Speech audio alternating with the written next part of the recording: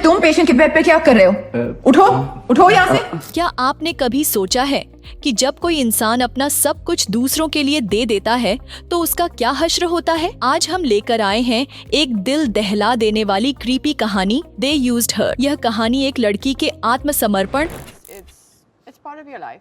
There's nothing really to say or do. और विश्वास के बाद उस पर आई घातक साजिश की है। क्या आप तैयार हैं एक सस्पेंस और थ्रिल से भरी यात्रा पर जाने के लिए? तो बने रहिए हमारे साथ, क्योंकि इस कहानी में आपको मिलेगा हर मोड़ पर डर और हैरानी। अगर आपको भी थ्रिल और सस्पेंस पसंद है तो वीडियो को लाइक करें, 7 अनियस फिल्म लिस्ट को सब्सक्राइब करें और हम आपको ले चलते हैं इस रहस्यमय सफर पर। साल 2003 एक ऐसा साल जब बॉलीवुड की दुनिया में कुछ बड़ा होने वाला था। बड़े बड़े सितारे जैसे अमिताभ बच्चन, गुलशन ग्रोवर और जैकी सरोफ एक फिल्म में साथ नजर आए जिसका नाम था बूम। इस फिल्म में एक 18 साल की लड़की ने भी अपना फिल्मी करियर शुरू किया और यह उसके लिए एक ड्रीम डेब्यू जैसा था। बॉलीवुड में 20 साल की उम्र में एक स्टार स्टडेड मूवी में कदम रखना, जहां खुद सदी के महानायक अमिताभ बच्चन हो, यह किसी के लिए भी once in a lifetime opportunity जैसा होता। लेकिन दुर्भाग्य से यह मूवी उस लड़की के लिए नाइटमेयर साबित हुई। इतने से 2 गुने उम्र के एक्टर्स के साथ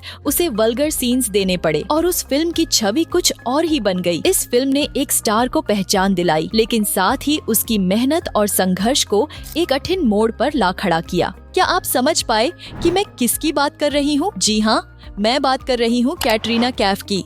आज जहाँ कैटरीना अपनी हैप्पी मैरिड लाइफ जी रही हैं, वहीं उनका फिल्म इंडस्ट्री में आने से पहले का अनुभव काफी डिस्टर्बिंग था। I think having fun would be a day off wearing track pants and no makeup. उनके जैसे टैलेंटेड विमेन के लिए जो इस इंडस्ट्री में अपनी पहचान बनाने की चाह रखते हैं, उनके लिए यह कहानी एक चेतावनी हो सकती है। कैटरीना ने जो कुछ भी फेस किया वो न सिर्फ उनके लिए बल्कि उन सभी महिलाओं के लिए एक संघर्ष की मिसाल है जो इस इंडस्ट्री में अपने सपनों को सच करने के लिए काम कर रही हैं। 16 जुलाई 1983 एक दिन जब कैटरीना कैफ का जन्म मोहम्मद कैफ और सुजैन टर्कोट के घर हुआ तो उनकी जिंदगी में कई उतार चढ़ाव थे। बचपन में ही उनके माता पिता के बीच तलाक हो गया था, जिसके बाद कैटरीना को सिर्फ अपनी माँ और 7 भाई बहनों की जिम्मेदारी संभालनी पड़ी। इतनी कम उम्र में इतना बड़ा भार उठाना ये किसी के लिए भी मुश्किल हो सकता था। कैटरीना की जिंदगी का एक नया मोड़ तब आया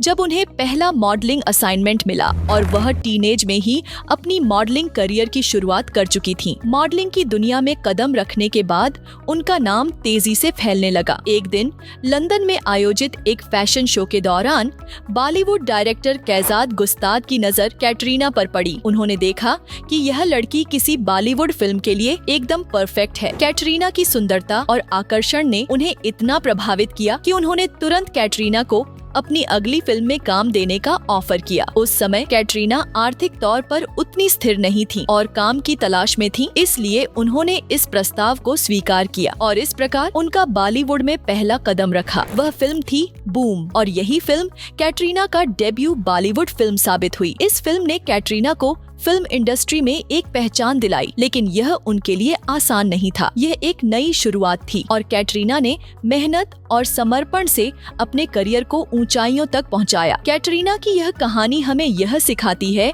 कि किसी भी क्षेत्र में सफलता पाने के लिए संघर्ष और कड़ी मेहनत जरूरी होती है। अगर आप भी कैटरीना के संघर्ष और सफलता के बारे में और जानना चाहते हैं तो लाइक करें। जब कैटरीना कैफ को कैजाद गुस्ताद की फिल्म बूम में कास्ट किया गया तो यह किसी के लिए भी एक हैरान करने वाला फैसला था। इस फिल्म में कैटरीना के साथ कुछ और यंग मॉडल्स को भी कास्ट किया गया था और फिल्म की सामग्री के बारे में तो आप अंदाजा लगा ही सकते हैं। तो असल मर्द just because you're a gangster.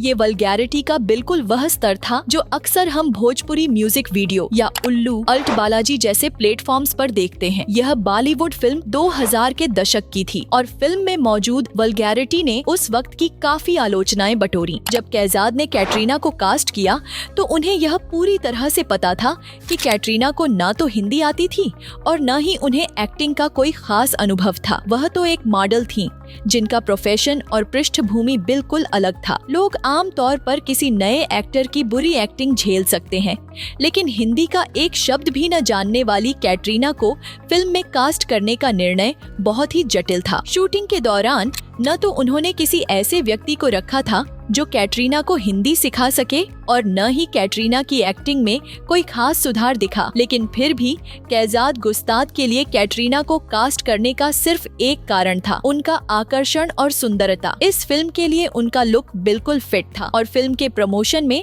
उनका नाम एक आकर्षक तत्व बन गया था। यही कारण था कि कैटरीना को उस फिल्म में कास्ट किया गया, भले ही उनके पास एक्टिंग की कोई ट्रेनिंग न हो और न ही भाषा का कोई ज्ञान हो। कैटरीना के लिए यह एक मुश्किल शुरुआत थी, लेकिन इस फिल्म ने उन्हें बॉलीवुड में एक पहचान दिलाई। भले ही शुरुआत में मुश्किलें थीं और फिर धीरे धीरे उन्होंने अपने संघर्षों को पार करते हुए इस इंडस्ट्री में खुद को साबित किया। इस फिल्म के पीछे की सोच और मेंटलिटी इतनी घटिया थी कि इसकी स्क्रिप्ट पर साइन करने वाले कुछ बड़े नामों के बारे में सोचकर भी हैरानी होती है। फिल्म का निर्माण इस तरह से किया गया था कि एक डेस्परेट एक्ट्रेस को कास्ट किया जाए ताकि उसे अपनी सीमाओं से बाहर जाकर जो भी करना हो किया जा सके। यही नहीं, इस मूवी में यूथफुल और एक्सपीरियंस्ड एक्ट्रेसेस के साथ ओल्डर एक्टर्स को कास्ट किया गया था, चाहे वह गुलशन ग्रोवर, जैकी श्रॉफ या खुद अमिताभ बच्चन ही क्यों न हो। सर्वेक्षण में सबसे अजीब बात ये थी कि इन बड़े नामों ने इस फिल्म के लिए हाँ कहा। अमिताभ बच्चन के लिए यह समझना थोड़ा आसान था क्योंकि उस समय उन्हें भारी फाइनेंशियल लॉसेस का सामना करना पड़ा था, खासकर जब उनकी कंपनी बैंकरप्ट हो गई थी। वह अपने करियर को फिर से पटरी पर लाने के लिए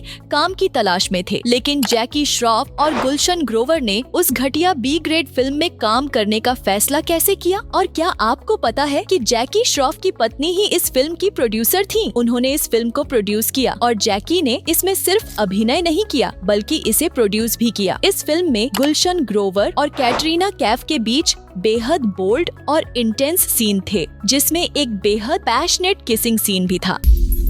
इसने दर्शकों को चौंका दिया और इसे लेकर काफी विवाद भी हुआ। यह फिल्म इस समय की सबसे कंट्रोवर्शियल और आई ओपनिंग मूवी बनकर उभरी क्योंकि इसमें कुछ ऐसे शॉकिंग और अनकंफर्टेबल मोमेंट्स थे जिनकी शायद कभी किसी बड़े फिल्म मेकर ने कल्पना भी नहीं की होगी। अगर आप इस फिल्म के पीछे की डार्क साइड के बारे में और जानना चाहते हैं तो वीडियो को लाइक करें। आपको याद है कि गुलशन ग्रोवर और कैटरीना कैफ के बीच के उन बोल्ड और इंटेंस सीन ने फिल्म को विवादों में डाल दिया था, लेकिन क्या आप जानते हैं कि उस सीन को शूट करने से पहले गुलशन ग्रोवर ने कैटरीना के साथ 2 घंटे तक लगातार रिहर्सल किया था? जी हाँ, एक किसिंग सीन को सही से शूट करने के लिए उन दोनों ने 2 घंटे तक अलग कमरे में रिहर्सल की थी। कैटरीना, जो सिर्फ 18 साल की एक नई एक्ट्रेस थी, और गुलशन ग्रोवर, जो उस समय एक स्थापित और उम्रदराज एक्टर थे। इस पूरी प्रक्रिया में क्या हुआ होगा, इसका हम सिर्फ अंदाजा ही लगा सकते हैं। यह स्थिति बिल्कुल असहज और घिनौनी लग सकती है क्योंकि एक युवा लड़की को जो फिल्मों की दुनिया में कदम रखने के लिए संघर्ष कर रही थी, इस तरह के अनकंफर्टेबल और इनअप्रोप्रिएट सीन की ओर धकेलना उसकी मेहनत को सही दिशा में नहीं ले जा रहा था। अब सबसे चौंकाने वाली बात यह है कि अमिताभ बच्चन ने इस पूरी घटना को देखा था। एक स्थापित और बड़े अभिनेता जो खुद फिल्मों में बड़े बड़े सीन कर चुके थे, उस कमरे में यह सब देख रहे थे। क्या अमिताभ ने उस समय कुछ महसूस किया? क्या उन्होंने इस अनहोनी को रोकने की कोशिश की? यह सवाल आज भी हमारे मन में रह जाते हैं। जितना शॉकिंग यह आपके लिए है, उतना ही मेरे लिए भी था जब मैंने रिसर्च के दौरान एक आर्टिकल पढ़ा जिसमें गुलशन ग्रोवर खुद ही यह स्वीकार कर रहे थे कि जब बूम फिल्म के दौरान वह और कैटरीना कैफ उन इंटेंस सीन की रिहर्सल कर रहे थे तो अमिताभ बच्चन ने उनका चीयर किया था। जी हाँ, आप सही सुन रहे हैं। अमिताभ, जो उस समय फिल्म इंडस्ट्री के सबसे बड़े सितारे थे, उन्होंने इस पूरी प्रक्रिया को देखकर उन्हें बढ़ावा दिया बजाय कि यह रुकवाने के। ये घटना इतनी डिस्टर्बिंग है कि आज भी यह बॉलीवुड के डार्क साइड को उजागर करती है। लेकिन यह कोई अकेली कहानी नहीं है। हाल ही में सोनम कपूर की एक क्लिप वायरल हो रही है जिसमें उन्होंने एक इंटरव्यू के दौरान कुछ शॉकिंग रेवलेशंस किए। इस इंटरव्यू में सोनम ने बताया कि बॉलीवुड के कुछ सेलिब्रिटी अपने हॉरिफिक और ट्रॉमेटिक अनुभवों के बारे में क्यों नहीं बोलते। उन्होंने बताया कि उनके 2 दोस्तों ने बहुत ही दर्दनाक अनुभवों का सामना किया था, लेकिन फिर भी उन्होंने अपनी चुप्पी बनाए रखी। सोनम ने उस इंटरव्यू में एक दोस्त का उदाहरण दिया जो बहुत मुश्किलों से गुजरी, लेकिन फिर भी उसने उन घटनाओं के बारे में किसी को नहीं बताया। यह एक आई ओपनिंग और डिस्टर्बिंग सच है जो हमें यह सोचने पर मजबूर करता है कि इंडस्ट्री में दिखावे और सच्चाई के बीच कितनी बड़ी खाई है। अगर आप भी इन शॉकिंग रेवलेशंस और बॉलीवुड की गहरी सच्चाइयों के बारे में और जानना चाहते हैं तो वीडियो को लाइक करें। कैटरीना कैफ की कहानी उतनी आसान नहीं थी जितना हम समझते हैं। उन्होंने अपनी जिंदगी में कई मुश्किलें झेली, खासकर जब उन्होंने फिल्म इंडस्ट्री में कदम रखा। उन्हें न सिर्फ अपने 7 सिबलिंग्स का सपोर्ट करना था, बल्कि वह यह भी नहीं चाहती थी कि पूरी जिंदगी लोग उन्हें एक विक्टिम के रूप में देखें। खासकर बॉलीवुड जैसी इंडस्ट्री में जहां हर कदम पर अपमान और मुश्किलें होती हैं, कैटरीना ने यह ठान लिया था कि वह अपनी पहचान खुद बनाएंगी। हालांकि सोनम कपूर ने कभी नाम नहीं लिया, लेकिन उन्होंने जो कुछ भी कहा वह साफ तौर पर कैटरीना की जिंदगी से जुड़ा हुआ था। सोनम ने एक इंटरव्यू में बताया था कि बॉलीवुड में कुछ स्टार्स ऐसे थे जिन्होंने अपने ट्रॉमेटिक अनुभवों के बावजूद चुप रहना चुना, और जब वह 7 सिबलिंग्स का जिक्र करती हैं तो यह संकेत था कि वह कैटरीना की कहानी की बात कर रही थी। यह बात जितनी चौंकाने वाली है उतनी ही महत्वपूर्ण भी है। सोनम की क्लिप वायरल होने के बाद यह जानकारी खबरों और आर्टिकल्स में फैल गई, लेकिन उस समय कैटरीना के संघर्ष को शायद ही कोई जानता था जब फिल्म बूम के मेकर्स ने उन्हें एक्सप्लॉइटेड किया था। उन्होंने एक 18 साल की लड़की को बेहद वल्गर सीन में कास्ट किया था जो उनकी पहली फिल्म थी, लेकिन यह फिल्म और वह मुश्किलें कैटरीना के लिए नाइटमेयर नहीं बनी, बल्कि एक नई शुरुआत साबित हुई। सलमान खान ने उनके करियर में एक गॉडफादर की तरह भूमिका निभाई और उनकी जिंदगी में गाइडेंस दी। सलमान ने कैटरीना को न सिर्फ करियर में मदद की, बल्कि उन्हें एक ऐसी स्थिति में लाकर खड़ा किया जहां वह बॉलीवुड की